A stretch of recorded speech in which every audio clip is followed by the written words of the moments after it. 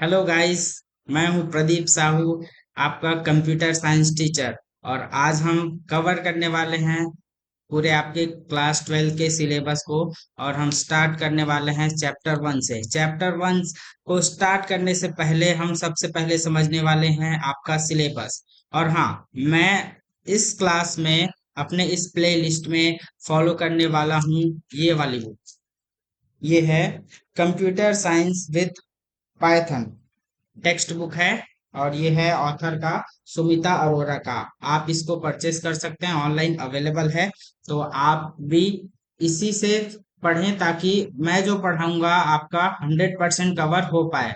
और एक्चुअल में इस बुक को फॉलो करने का जो रीजन है वो मेरा इसलिए है क्योंकि जो क्लास 12th में आपका जो पूरा सिलेबस कवर होता है वो उसका सारा चीज इसमें कवर्ड है। बाकी आप एनसीईआरटी को भी फॉलो कर सकते हैं, उसमें सारे सारे चैप्टर्स कवर नहीं होते। अगर आपको अच्छा स्कोर करना है तो आपको ये बुक जरूर से परचेस करनी चाहिए। तो सबसे पहले हम सिलेबस डिस्कस कर लेते हैं। सिलेबस में आपका रहेगा, देखिए आपके दो पार्ट्स होते हैं। पहला होता है आपका थियरी थियरी और सेकंड होता है प्रैक्टिकल।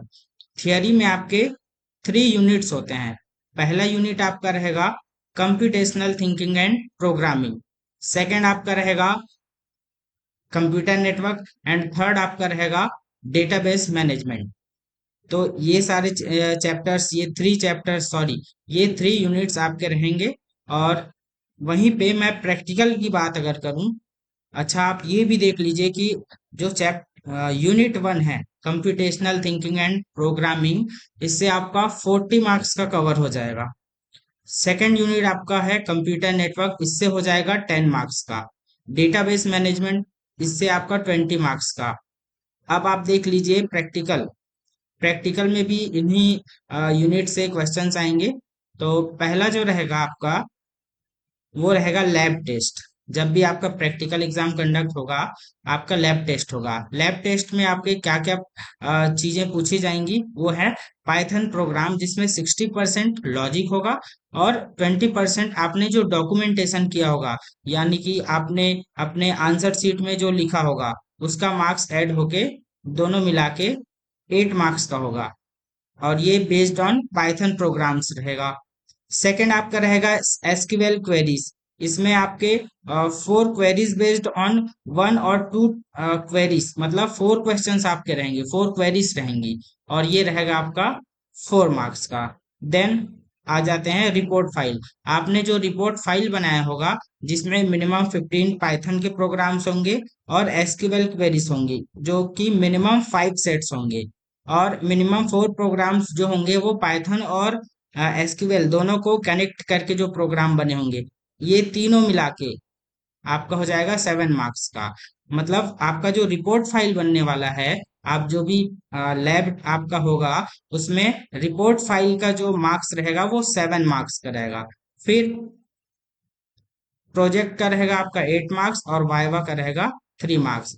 चलिए अब हम इन चैप्टर्स के इन यूनिट्स के अंदर जो चैप्टर्स हैं वो भी देख लेते हैं। तो पहला जो आपका यूनिट रहेगा, यूनिट का नेम है आपका कंप्यूटेशनल थिंकिंग एंड प्रोग्रामिंग, जिसमें जो चैप्टर्स होंगे, पहला चैप्टर होने वाला है आपका पाइथन रिवीजन टूर। सेकंड आपका रहने वाला है पाइथन रिवीजन टूर सेकंड। और थर्ड चैप्टर होने वाला है वर्किंग विथ फंक्शंस। और फोर्थ आपका चैप्टर रहने वाला है यूजिंग पाइथन लाइब्रेरीज को आप कैसे यूज करते हैं, ये वाला रहेगा। फिर फाइल हैंडलिंग, पाइथन का यूज करके आप फाइल्स को कैसे हैंडल करते हैं, ये इस चैप्टर में पढ़ेंगे। फिर एक्सेप्शन, जो एरर आते हैं हमारे प्रोग्राम्स में उनके बारे में पढ़ेंगे। फिर डेटा स्ट्रक्चर्स, मतलब यूजर डिफाइंड डेटा स्ट्रक्चर्स कैसे बनाते हैं, ये सारी चीजें यहाँ इसमें पढ़ी जाएंगी। फिर आप आ जाता है आपका सेकेंड यूनिट। इस सेकेंड यूनिट में दो ही चैप्टर्स हैं, computer network 1 and 2।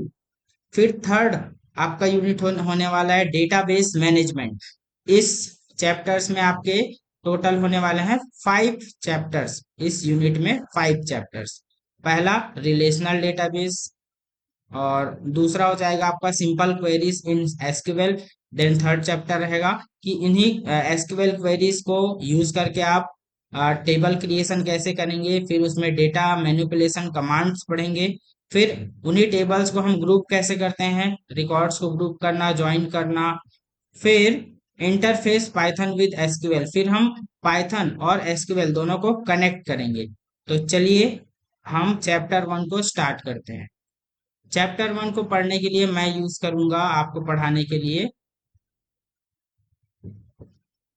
Jupyter notebook, जिसमें मैंने सारा नोट्स तैयार करके रखा हुआ है पहले से। इसमें हम प्रैक्टिकल के साथ साथ पढ़ने वाले हैं। तो क्लास 12 का कंप्यूटर साइंस का जो आपका चैप्टर 1 होने वाला है वो है पाइथन रिवीजन टूर 1। तो चलिए सबसे पहले पढ़ते हैं, हम पाइथन पढ़ रहे हैं, आपके जो चैप्टर है उसमें पाइथन ही मेन है। तो सबसे पहले तो वही जानना होगा कि what is Python. So Python is basically a high level interpreted object oriented programming language. ठीक है। और ये क्यों जाना जाता है, why it is so popular, because ये क्या है, it's it's known it's for its simplicity and readability. क्यों पॉपुलर है ये, इजी टू लर्न है, बहुत जल्दी लोग इसे सीख जाते हैं। इसका जो सिंप्लेक्स है, सॉरी इसका जो सिंटैक्स है, इसका जो सिंटैक्स है वो बहुत ज्यादा सिंपल है। और ये प्लेटफॉर्म इंडिपेंडेंट है, मतलब आप इसको किसी भी ऑपरेटिंग सिस्टम सिस्टम में बिना कोड को चेंज किए आप रन कर सकते हैं। और ये कहाँ कहाँ पे यूज होता है, तो ये होता है आपका वेब डेवलपमेंट में, एप्लीकेशन डेवलपमेंट में, गेम डेवलपमेंट में, ये सारी चीजों में आपका ये यूज होता है, एआई में, डेटा साइंस में, ये सब में आपका ये यूज होता है। तो चलिए देखते हैं इसका एक बेसिक सा पाइथन का प्रोग्राम, इसका एग्जांपल। अगर मुझे प्रिंट कराना होगा हेलो वर्ल्ड, मतलब आप कहने वाले हैं वर्ल्ड को पाइथन प्रोग्राम लिख के हेलो हेलो वर्ल्ड, तो आपको सिंपल सा एक प्रिंट कमांड लिखना होगा, एक पैरेंथेसिस ओपन करना होगा, फिर डबल कोट के अंदर आपका जो जो भी आप लिखने वाले हैं, जो भी आप आउटपुट चाहते हैं वो आप लिख देंगे। जैसे मैंने लिखा है हेलो वर्ल्ड, और आप डबल कोट को क्लोज कर देंगे और पैरेंथेसिस को क्लोज कर देंगे। उसके बाद मैं इसको रन कर दूंगा, तो आपका ये जो आउटपुट आ गया है हेलो वर्ल्ड, ये आ गया है। साथ ही अगर आप कोई और चीज अगर प्रिंट कराना चाहते हैं तो मैं यहाँ पे ले लेता हूँ बॉक्स, और इसमें प्रिंट कराने वाला हूँ।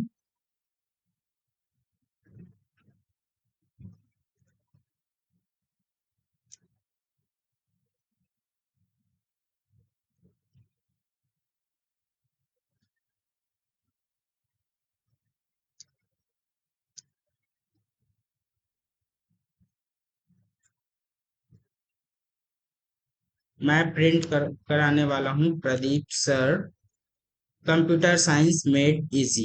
और अगर मैं इसको रन करता हूँ तो ये रहा आपका output, Pradeep sir computer science made easy.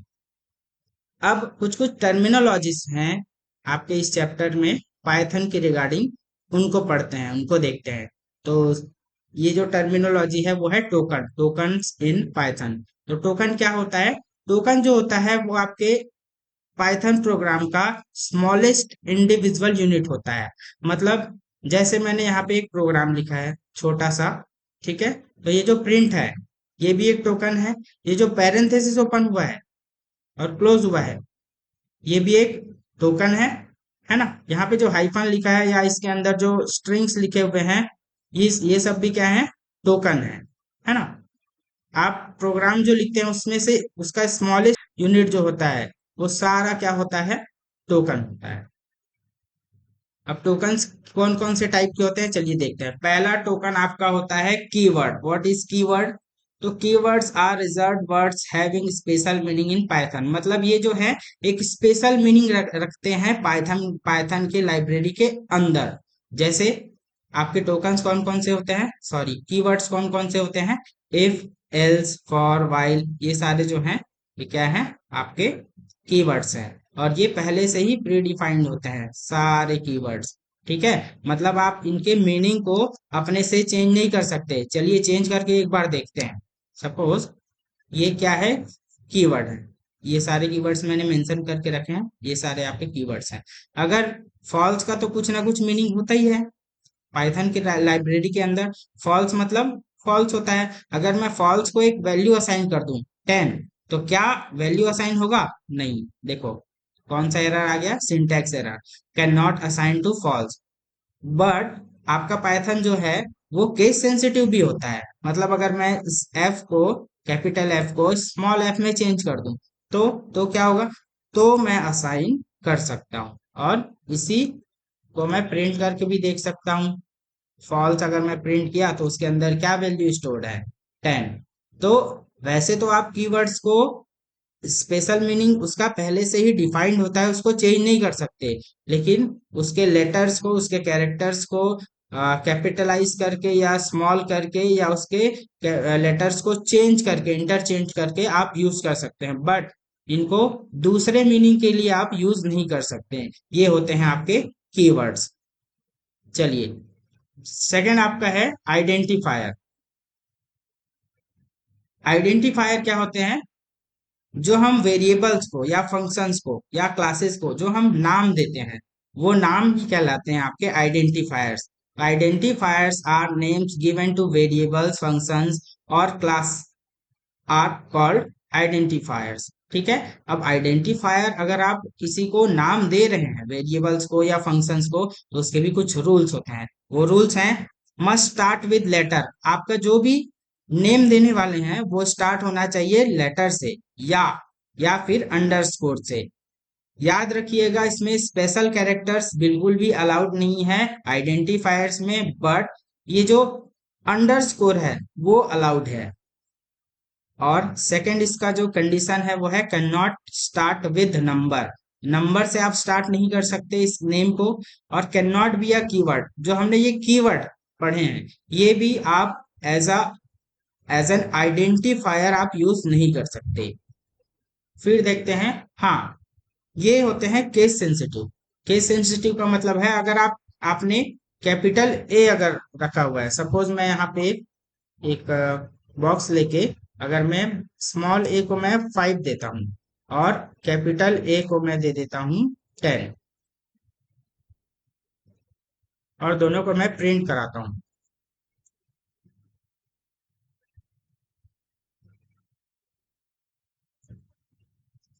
देखिए 5 और 10 प्रिंट हो गया। मतलब कैपिटल ए और स्मॉल ए, ये दोनों पाइथन के लिए अलग चीजें हैं। तो ये हैं आपके आइडेंटिफायर्स। तो अब देखते हैं लिटरल्स। लिटरल्स या फिर जिसको बोल सकते हैं वैल्यूज। तो जैसे हमने ये पढ़ा आइडेंटिफायर, अब मैंने ये जो चीजें हैं, ये जो नाम है ए, और ये जो टोटल मार्क्स है, स्टूडेंट नेम है, ये तो आइडेंटिफायर्स हैं, यही तो नेम्स है। बट इनको जो वैल्यूज असाइन हुई हैं, ये 90, टोटल मार्क्स को मैंने 90 वैल्यू असाइन किया, या स्टूडेंट नेम को मैंने राहुल असाइन किया, ए को मैंने 5 और ए को 10, कैपिटल ए को 10 असाइन किया। ये जो वैल्यूज असाइन होते हैं आइडेंटिफायर्स को, उन्हीं को हम बोलते हैं लिटरल्स। तो literals are fixed values assign to variables. ठीक है। जैसे मैंने यहाँ पे एक और एग्जांपल दिया है, जिसमें जो 100 है, अमन है या ट्रू है, ये सारे क्या हैं आपके लिटरल्स। थर्ड थर्ड आपका है, थर्ड है या फोर्थ है, फोर्थ है। First, second, third, fourth. Fourth आपके होते हैं ऑपरेटर्स। ऑपरेटर्स किस लिए यूज होते हैं, ऑपरेशंस परफॉर्म करने के लिए। और आप ऑपरेटर्स जो हैं आपके बहुत सारे हो सकते हैं, रिलेशनल हो सकते हैं, लॉजिकल हो सकते हैं, असाइनमेंट हो सकते हैं, है ना।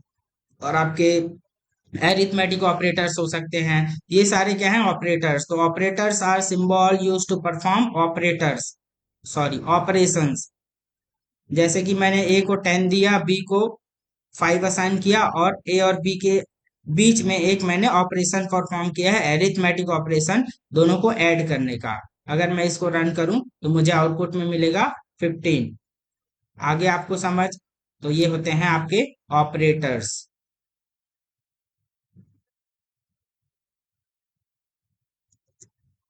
फिर आपका फिफ्थ जो टोकन होता है वो है पंक्चुएटर्स, सिंबल्स दैट स्ट्रक्चर कोड, जो हमें कोड स्ट्रक्चर करने के काम आते हैं। जैसे कि ये पैरेंथेसिस हो गया, करली ब्रेसेस हो गए, या कॉलन हो गया, कॉमा हो गया, ये सारी जो चीजें होती है वो आपके पंक्चुएटर्स के अंदर आ जाते हैं। जैसे इसमें है जो कॉलन है, पैरेंथेसिस है, ये सारे क्या है आपके पंक्चुएटर्स।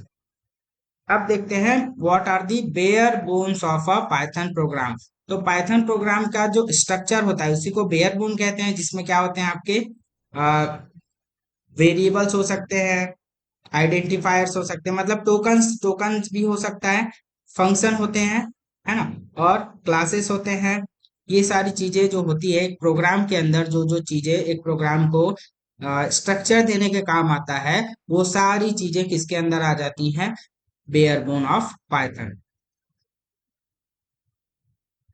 इंडेंटेशन भी एक इसका एक बेयर बोन है। देन आप आते हैं आप वेरिएबल एंड असाइनमेंट। तो वेरिएबल क्या होता है? वेरिएबल एक टाइप का एक कंटेनर होता है जो डेटा स्टोर करता है, डेटा स्टोर या वैल्यू स्टोर करता है। जैसे यहाँ पे क्या है, एक्स जो है मेरा एक वेरिएबल है, और इसमें मैंने स्टोर किया है वैल्यू 10। तो एक्स जो है वो एक आइडेंटिफायर है या वेरिएबल है, और मैंने इसको असाइन किया है 10। तो ये जो इक्वल टू का जो आप साइन देख रहे हैं, वो क्या है? असाइनमेंट ऑपरेटर है, जिसमें मैं x के अंदर 10 असाइन कर रहा हूं। अच्छा, अब आ जाते हैं डायनेमिक टाइपिंग। डायनेमिक टाइपिंग में क्या होता है? डायनेमिक टाइपिंग का मतलब होता है पाइथन जो है अपने आप ही ऑटोमेटिकली किसी भी वैल्यू का डेटा टाइप डिक्लेयर कर देता है या डिसाइड कर देता है। जैसे मैंने x के अंदर 10 दिया, बट मैंने बताया तो नहीं कि ये किस डेटा टाइप का है। एक्स के अंदर फिर से मैंने हेलो असाइन किया, बट अभी भी मैंने नहीं बताया कि ये कौन सा डेटा टाइप है। बट पाइथन क्या करेगा? इन दोनों का डेटा टाइप अपने आप डिसाइड कर लेगा। अगर मैं यहाँ पे इसका टाइप देखूं, टाइप ऑफ एक्स, और यहाँ पे मैं देखूं टाइप ऑफ ये वाले एक्स का, या इसको मैं वाई कर देता हूं अगर कंफ्यूजन हो आपको तो। अब देखते हैं दोनों का टाइप। एक्स के अंदर 10 है, लेकिन हमें पता नहीं है। वाई के अंदर क्या है? हेलो है, एक स्ट्रिंग है, बट हमको पता नहीं है कि वो डेटा टाइप कौन सा टाइप का है। अगर मैं इसको रन करूं, तो रन करने से मुझे पता चलता है। अगर मैं इसको इसे प्रिंट करूं, प्रिंट, तभी तो मुझे पता चलेगा। तो मैं अब इनके डेटा टाइप्स को प्रिंट करके देखता हूं। तो इस एक्स के अंदर क्या है? इंट। और वाई के अंदर क्या है? वाई का जो डेटा टाइप है वो है str, मतलब स्ट्रिंग। मतलब यहाँ पे x जो है उसके अंदर कौन सा डेटा टाइप स्टोर्ड है? Int, integer. और यहाँ पे y के अंदर कौन सा डेटा टाइप स्टोर्ड है? वो है स्ट्रिंग, स्ट्रिंग। चलिए अब देखते हैं मल्टीपल असाइनमेंट। क्या आप पाइथन के अंदर मल्टीपल असाइनमेंट कर सकते हैं? मतलब ए, बी, सी, इन तीनों के अंदर मैं क्या रख रहा हूं? 10। अगर मैं प्रिंट करके देखूं, प्रिंट ए, बी एंड सी, और यहाँ पे मैं एक्स और वाई को भी प्रिंट करके देख लेता हूँ, एक्स और वाई। देखिए, ए और बी और सी के अंदर क्या क्या है? 10 है एक साथ। और ऐसे अलग अलग भी आप स्टोर कर सकते हो डेटा को। एक्स के अंदर 5 चले जाएगा और वाई के अंदर 10 चले जाएगा। तो पाइथन आपका ये फैसिलिटी भी प्रोवाइड करता है। चलिए, नेक्स्ट आपका आता है सिंपल इनपुट एंड आउटपुट। तो सिंपल इनपुट के लिए हम यूज करते हैं इनपुट फंक्शन, और आउटपुट के लिए क्या यूज करते हैं? Print function. तो प्रिंट फंक्शन जो है वो आउटपुट के लिए यूज होता है। और इनपुट, अगर आप यूजर से इनपुट लेना चाहते हैं, यूजर कीबोर्ड से जो इनपुट देता है, उसके लिए हम यूज करते हैं इनपुट फंक्शन। जैसे अगर मैं इसको रन करूं तो सिंपल प्रिंट हो जाएगा, और इसको रन करूं तो मुझे एक बॉक्स मिलेगा जिसमें मैं अपना नाम एंटर कर सकता हूं, प्रदीप सर। आ गया? ये होता है। अब देखते हैं हम पाइथन के अंदर टाइप कास्टिंग। टाइप कास्टिंग मतलब डेटा टाइप को कास्ट करना। जैसे अगर मैं यूजर से इनपुट लेता हूं, और इनपुट को मैं अगर करूं कहूं कि मुझे इंटीजर नंबर चाहिए, और उसको मैं टाइप कास्ट कर दूं, मतलब मुझे, मैं कोई भी नंबर अगर एंटर करूं और वो टाइप कास्ट हो जाए इंटीजर के अंदर, तो मुझे सामने में इंट लगाना होगा। जैसे मैं 23 एज अपना दे देता हूँ, है ना, तो ये आ जाएगा। लेकिन अगर मैं फिर से रन करूं और 23.5 करूं तो ये गलत हो जाएगा। क्यों? देखिए, मैंने एक फ्लोट को एंटर कर दिया, इसलिए हमारा जो पाइथन का जो इंटरप्रेटर है उसने मुझे कह दिया कि इनवैलिड लिटरल्स फॉर इंट। ये जो मैंने वैल्यू, लिटरल्स जो हमने पढ़ा है अभी, ये जो वैल्यू दिया है वो मैंने फ्लोट टाइप का दे दिया है और मुझे देना था इंट टाइप का। अब सही है। अब देखते हैं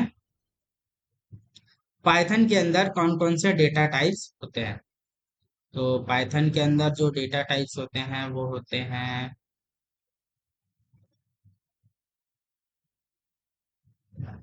देखिए, पाइथन के अंदर एक इंट होता है इंटीजर टाइप का, जैसे कि 10 होता है। 10 मतलब कोई भी नंबर जो इंटीजर्स हो, होल नंबर्स हो, मतलब निगेटिव में भी हो सकते हैं और पॉजिटिव में भी हो सकते हैं, ये सारे क्या है, इंटीजर्स।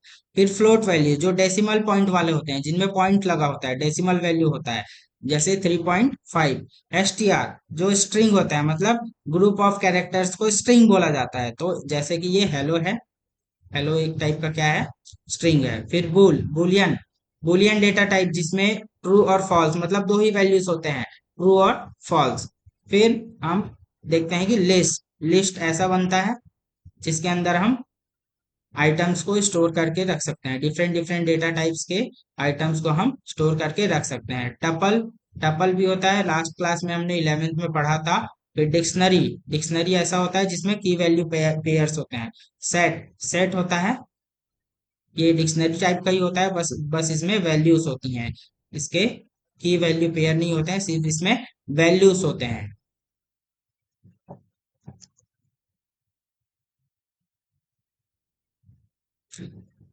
फिर मैंने एक प्रोग्राम बनाया है टाइप कास्टिंग के लिए, डेटा टाइप देखने के लिए। सपोज मैंने ए के अंदर इंटीजर टाइप का 10 स्टोर कर दिया और इसका टाइप देखना चाहता हूँ, फिर इसको प्रिंट करना चाहता हूँ।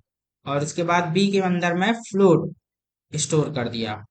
उसके बाद str1 के अंदर मैंने एक स्ट्रिंग स्टोर कर दिया। मैंने एक वैल्यू तो दिया है बट ये स्ट्रिंग डेटा टाइप का इसके अंदर चला जाएगा, टाइप पास्ट हो जाएगा इसका। ये नंबर है बट str मैंने सामने लगा दिया है, तो ये हो जाएगा स्ट्रिंग डेटा टाइप। इसको अगर रन करूं तो देखो, इसका ए का टाइप हो जाएगा इंट, उसके अंदर वैल्यू जो है वो 10 है। फिर बी का, बी के अंदर मैंने जो वैल्यू स्टोर किया है वो है 10, लेकिन ये जब आउटपुट में आएगा तो ये हो जाएगा 10.5। क्यों? Because it is a float value और इसका डेटा टाइप हो जाएगा फ्लोट। फिर str1 का जो डेटा टाइप हो जाएगा वो है स्ट्रिंग और आउटपुट हो जाएगा उसका str1 का ये एज इट इज, मतलब इसका डेटा टाइप है भले ये नंबर्स, बट इसका डेटा टाइप हो जाएगा स्ट्रिंग। चलिए अब देखते हैं mutable and immutable data types, कि हमारे जो पाइथन के अंदर जो जो भी डेटा होते हैं, डेटा टाइप्स होते हैं, उसमें से कौन कौन से जो चीज हैं वो म्यूटेबल होते हैं, मतलब जो चेंज हो सकते हैं, और इम्यूटेबल जो कि during the execution of a program change नहीं होता है। तो म्यूटेबल का मतलब होता है कैन चेंज, जो होते हैं लिस्ट, डिक्शनरी और इम्यूटेबल। ये जो तीनों डेटा टाइप्स हैं वो, सॉरी, लिस्ट और डिक्शनरी, सॉरी मैंने इम्यूटेबल भी बोल दिया था। लिस्ट है, डिक्शनरी है, चेंज हो जाते हैं। और इम्यूटेबल मतलब जो चेंज नहीं होते हैं, जैसे कि इंटीजर हो गया, स्ट्रिंग हो गया, टपल हो गया, आपके फ्लोट हो गए, ये सारी जो चीजें हैं वो है जो चेंज नहीं होती। जैसे मैंने एक लिस्ट बना दिया है 1 और 2, और लिस्ट में मैं अगर अपेंड करना चाहूँ तो मैं कर सकता हूँ, अलाउड है। और अगर मैं इसी लिस्ट को अगर प्रिंट करके देखूं तो अब इसमें 3 डेटा टाइप है, क्यों? अपेंड हो गया इसमें थर्ड आइटम। अब देखते हैं एक्सप्रेशंस। एक्सप्रेशंस क्या होते हैं? Combination of values and operators, जैसे कि x इज इक्वल टू 5 + 3, इसमें क्या है, वैल्यूज हैं 5 और 3, ऑपरेटर है प्लस और असाइनमेंट ऑपरेटर, और ये क्या है, लिटरल, सॉरी, आइडेंटिफायर। एक्स क्या है? आइडेंटिफायर। तो इसी के सेट को हम बोलते हैं एक्सप्रेशन। एरिथमेटिक ऑपरेटर्स क्या होते हैं? तो एरिथमेटिक ऑपरेटर्स होते हैं आपके प्लस, माइनस, मल्टीप्लाई, डिवाइड। फिर जो काम आता है आपका रिमाइंडर के लिए और जो पावर के लिए जो यूज होता है, ये सारे जो ऑपरेटर्स हैं वो एरिथमेटिक ऑपरेटर्स के अंदर आते हैं। और इनके मीनिंग्स भी है, प्लस एडिशन के लिए यूज होता है, माइनस जो है वो सब्ट्रैक्शन के लिए यूज होता है, मल्टीप्लाई के लिए यूज होता है जो एस्ट्रिक का जो साइन है, और जो स्लैश साइन है वो डिवाइड के लिए यूज होता है, और जो परसेंट वाला जो साइन है वो रिमाइंडर निकालने के लिए यूज होता है, मतलब मॉड्यूलस ऑपरेटर बोलते हैं इसको। और डबल मल्टीप्लाई, डबल एस्ट्रिक का साइन जो होता है वो पावर निकालने के लिए यूज होता है। सपोज आप 2 का पावर 3 निकालना चाहते हैं तो 2 डबल एस्ट्रिक का साइन लगाएंगे, फिर 3 लगाएंगे, तब आपका 2 का पावर 3 आपका कैलकुलेट हो जाएगा। फिर होते हैं रिलेशनल एक्सप्रेशंस, जैसे 5 इज ग्रेटर देन 3, और इसका जो आउटपुट आता है वो सिर्फ ट्रू या फॉल्स में आता है। फिर हम देखते हैं लॉजिकल एक्सप्रेशंस। लॉजिकल एक्सप्रेशंस में जो ऑपरेटर्स होते हैं वो होते हैं एंड, और नॉट। तीन ही ऑपरेटर्स होते हैं जो लॉजिकल ऑपरेटर्स होते हैं। तो इसमें जैसे मैंने x is greater than 5 and y is less than 10, तो इसका जो आंसर आएगा वो क्या आएगा? तो x अलग वैल्यू है, y अलग वैल्यू है। अगर मैं x को कोई वैल्यू दे दूं, suppose x x is equal to 6, और y को मैं दे देता हूँ 11, तब ये एक्सप्रेशन, जो जो लॉजिकल एक्सप्रेशन है उसका वैल्यू क्या आएगा? ट्रू आएगा या फॉल्स? तो x जो है, x का वैल्यू जो है वो 6 है, और x ग्रेटर देन 5 बोल रहा है ना। और इसके बीच में जो ऑपरेटर लगा हुआ है, लॉजिकल ऑपरेटर, वो है एंड। और y का जो वैल्यू है वो है y इज इक्वल टू 11, तो y <10। तो y जो है वो 10 से कम है क्या? नहीं, ये तो गलत हो गया। और पहला वाला जो है वो सही हो गया। तो एंड ऑपरेटर क्या क्या बोलता है कि दोनों में से अगर एक सही है, या दोनों में से अगर एक गलत है, तो उसका जो आंसर हो जाएगा वो गलत हो जाएगा, मतलब फॉल्स हो जाएगा। तो ये वाला जो एक्सप्रेशन है वो तो गलत हो गया, तो हमारा जो आंसर आएगा वो है फॉल्स। फिर टाइप कास्टिंग देख लेते हैं। जो हमने डायनेमिक टाइपिंग जो पढ़ा था उसी से रिलेटेड है, बट इसमें हम मैन्युअली टाइप कास्टिंग करते हैं। जैसे अगर मुझे वैल्यू इंटीजर में चाहिए तो मैं इंट लिखूंगा, फ्लोट में चाहिए तो मैं फ्लोट लिखूंगा, और स्ट्रिंग चाहिए तो मुझे str लिखना होगा। मैथ लाइब्रेरीज, कुछ कुछ हमारे मैथ लाइब्रेरीज के जो फंक्शंस होते हैं वो हमारे प्रोग्राम्स में बहुत यूजफुल होते हैं। जैसे कि अब हम अगर मैथ लाइब्रेरी को अगर यूज करना चाहें तो सबसे पहले हमें उसे इंपोर्ट करना होगा। तो इंपोर्ट करने के लिए इंपोर्ट मैथ एक कमांड देना होगा, ताकि सारे जो मैथ्स की जो लाइब्रेरीज या फंक्शन जो है हम उसको यूज कर सकें। फिर अगर मैं स्क्वायर रूट निकालना चाहूँ तो स्क्वायर रूट के लिए होता है math.sqrt, और उसके अंदर कोई नंबर हम डाल देंगे, पुट कर देंगे, पास कर देंगे, उसके बाद उसका स्क्वायर रूट निकल जाएगा। और अगर मुझे पावर निकालना हो तो मैं POW का यूज करूंगा। जैसे 2 का पावर 3 8 होता है, तो इसका टू का जो है पावर 3 निकल जाएगा। फिर हम देखते हैं स्टेटमेंट फ्लो कंट्रोल। हमारे पाइथन के अंदर स्टेटमेंट फ्लो कंट्रोल होते हैं, वो होते हैं इस ऑर्डर में: सीक्वेंशियल, कंडीशनल और लूपिंग। तो सबसे पहले हम देखते हैं कंडीशनल। तो जो इफ वाला जो स्टेटमेंट होता है पाइथन के अंदर, वो आपका यूज होता है कंडीशनल्स के अंदर। इसमें हम क्या करते हैं, प्लेन इफ जो होता है उसमें हम सिर्फ एक कंडीशन देते हैं। जैसे कि हमने यहाँ पे एक कंडीशन दिया है x<5, ये कंडीशन हो गया, इसलिए इसको कंडीशनल फ्लो कंट्रोल बोला जाता है, कंडीशनल फ्लो कंट्रोल। अब अगर x<5 होगा तो मुझे क्या प्रिंट करना होगा? Print greater. बट पहले तो मुझे x का वैल्यू ही डिफाइन करना होगा, x is equal to suppose 10। तो अब ये कंडीशन जो है वो ट्रू हो गया, तो ये क्या प्रिंट कर देगा, ग्रेटर। इसने कर दिया ग्रेटर प्रिंट। फिर इफ एल्स अगर मैं यूज करूं तो इसमें दो कंडीशंस होते हैं।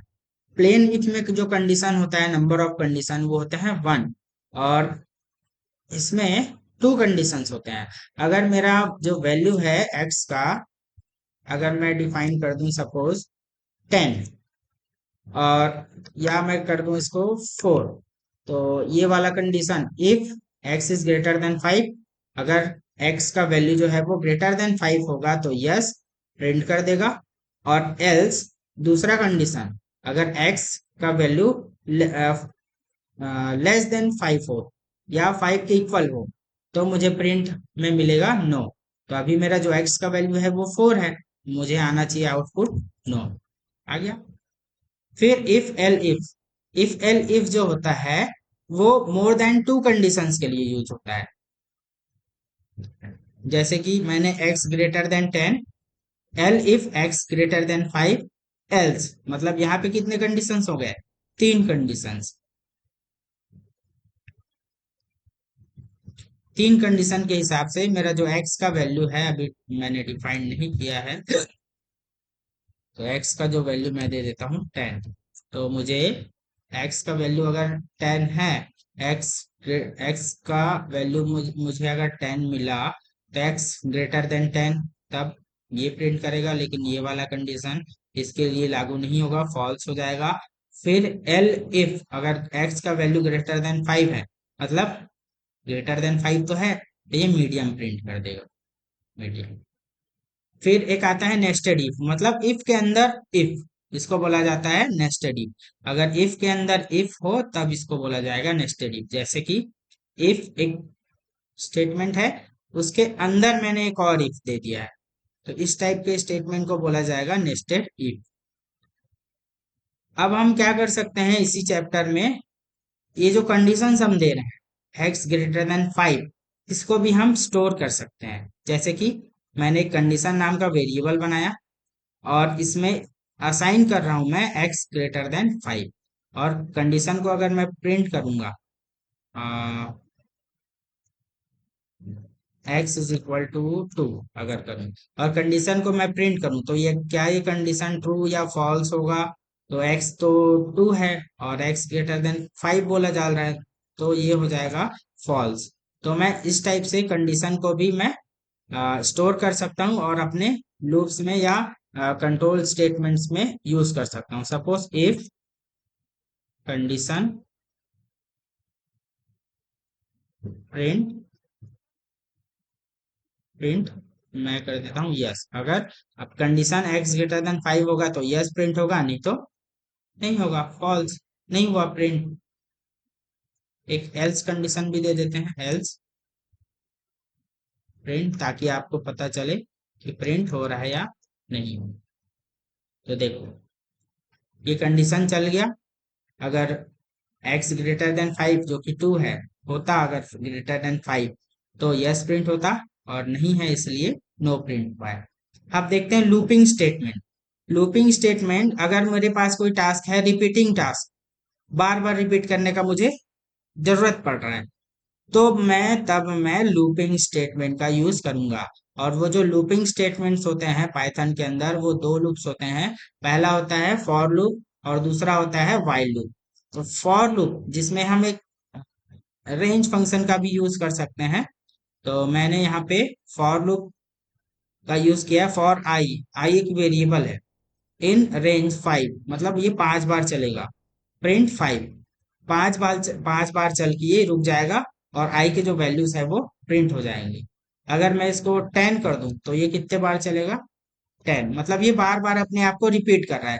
इसलिए लूप, अगर हमें कोई ऐसा टास्क है जहां पे हमको बार बार इसको रिपीट करना हो, तो हम फॉर लूप का या व्हाइल लूप का यूज कर सकते हैं। अगर मुझे सपोज मेरे पास आई जो है वो 10 टाइम तो चलेगा, बट अगर सपोज मुझे 5 का टेबल प्रिंट कराना है, तो मैं ऐसे प्रिंट करा पाऊंगा। लेकिन इसको मुझे करना होगा 11 टाइम्स, तब ये 5 का टेबल हो पाएगा। तो इस जीरो को नेग्लेक्ट कर दो ऐसे। वाइल लूप, वाइल भी इसीलिए यूज होता है जब हम बार बार किसी चीज को रिपीट करना चाहें। तो इसका भी एक प्रोग्राम देख लो। आई को मैंने वैल्यू 1 दिया है, वाइल आई लेस देन और इक्वल टू 5। ये तब तक चलेगा वाइल हमारा जो लूप है, जब आई जो है वो लेस देन और इक्वल टू 5 ना हो जाए, और मैं आई को प्रिंट कर दूंगा। और इसमें क्या होता है, हमको आई को अपडेट करना होता है। तो ये आई को अपडेट करने वाला स्टेटमेंट है। आई प्लस इज इक्वल टू 1, मतलब आई जो है हमारा वो हर बार 1 से इंक्रीज हो जाएगा। तो आई कितने बार चलेगा, आई का वैल्यू 1 है तो 1 प्रिंट हो जाएगा। जब 2 हो जाएगा अपडेट हो जाएगा 2, फिर 3, फिर 4, फिर 5, ऐसे ये आई को रिपीट कर देगा। कौन सा, वाइल लूप, ये वाइल लूप। अब जंप स्टेटमेंट हमारे पास होते हैं ब्रेक और कंटिन्यू। अगर मुझे किसी लूप को ब्रेक करना हो तो ब्रेक का यूज करेंगे, मतलब टर्मिनेट करना हो तब हम ब्रेक का यूज करेंगे, ब्रेक स्टेटमेंट का। और जब हमें लूप में से कुछ किसी एक आइटरेशन को स्किप करना हो तब हम यूज करेंगे कंटिन्यू का। तो इसका एक एग्जांपल देख लो। फॉर आई इन रेंज 5, आई जो है वो 5 बार चलेगा। अगर आई का वैल्यू 3 हुआ तब ये ब्रेक हो जाएगा।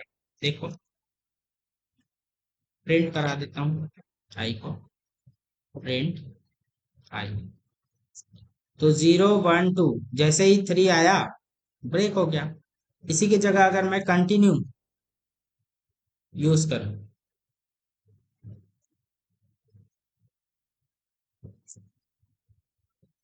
तब क्या होगा, मेरा जो वैल्यू 3 है वो स्किप हो जाएगा। स्किप करने के लिए कंटिन्यू, और पूरा टर्मिनेट करने के लिए ब्रेक का। मोर लूप्स ऑन पाइथन, तो और भी लूप्स हैं, जैसे कि आ, हमारा जो फॉर लूप होता है उसमें हम एल्स का भी यूज कर सकते हैं। फॉर आई इन रेंज 3, आई 3 बार चल के एल्स वाला कंडीशन में आ जाएगा, प्रिंटिंग जो है आपका डन हो गया। ऐसा हम प्रोग्राम में लिख के दिखा रहे हैं। तो बेसिक सा जो आपका जो अंडरस्टैंडिंग है उसमें मैं ये ऐड करना चाहता हूँ कि आप फॉर के अंदर एल्स का भी यूज कर सकते हैं, वैसे ही आप वाइल के अंदर भी एल्स का यूज कर सकते हैं। और अच्छा, एक और चीज है इसमें, नेस्टेड लूप्स। तो नेस्टेड लूप जो होता है, मतलब लूप के अंदर एक और लूप, उसको बोला जाता है नेस्टेड लूप। जैसे मैंने फॉर जो यूज किया है उसके अंदर मैंने एक और लूप ऐड कर दिया है, और इसके अंदर भी मैं एक फॉर के इन रेंज, अगर मैं ऐसा कर दूं तो, और इसको मैं यहाँ कर देता हूँ और के प्रिंट करा देता हूँ।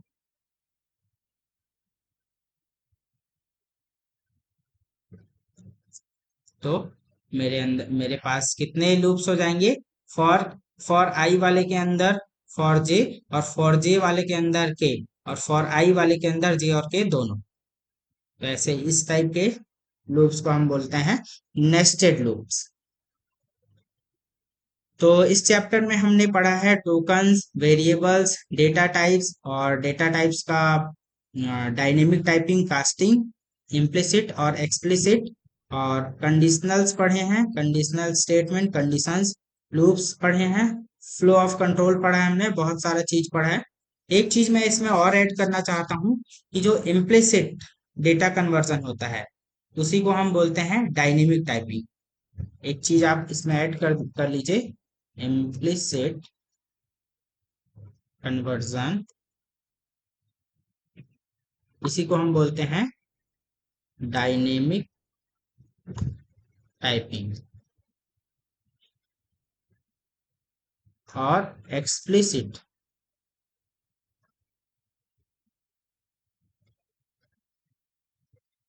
इसको बोला जाता है मैनुअल टाइपिंग। टाइपिंग मतलब टाइप को डिसाइड करना। तो इम्प्लिसिट कन्वर्जन क्या होता है और डायनेमिक टाइपिंग क्या होता है।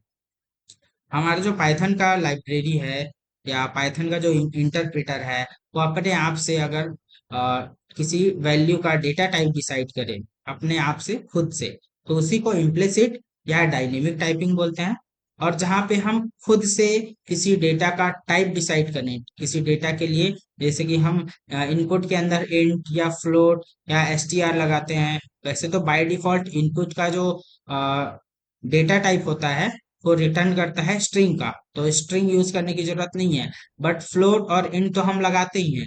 इसलिए अगर हम कोई डेटा टाइप कुछ किसी डेटा का डेटा टाइप डिसाइड कर रहे हैं, मतलब वो है explicit conversion, manual type conversion, इसी को बोला जाता है। मतलब आ, अगर मैं बोलना चाहूँ अगर मैं बोलना चाहूँ कि इम्प्लिसिट मतलब कंप्यूटर के अंदर, ये समझ लो इम्प्लिसिट मतलब कंप्यूटर के अंदर कंप्यूटर खुद डिसाइड करता है, पाइथन का जो इंटरप्रेटर है वो खुद डिसाइड करता है, और हम बाहर में बैठे होते हैं, एक्सटर्नल यूजर्स हैं, और अगर हम डिसाइड करते हैं, जो कि हो जाता है एक्सप्लिसिट मतलब मैनुअल टाइपिंग। तो मिलते हैं आपके नेक्स्ट चैप्टर में।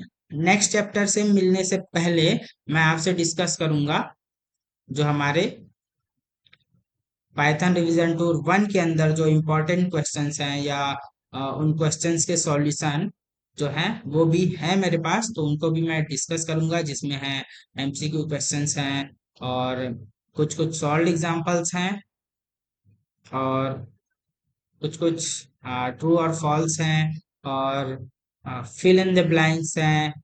ये सारी चीजें मैं नेक्स्ट वीडियो में डिस्कस करूंगा। तब तक हैप्पी रीडिंग। मिलते हैं आपके नेक्स्ट वीडियो में।